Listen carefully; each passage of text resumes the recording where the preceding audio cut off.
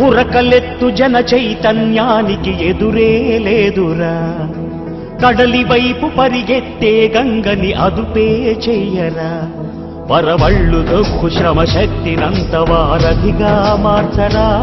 మన కలల పంటకి ఆనకట్ట కలకాలం సాక్షిరా.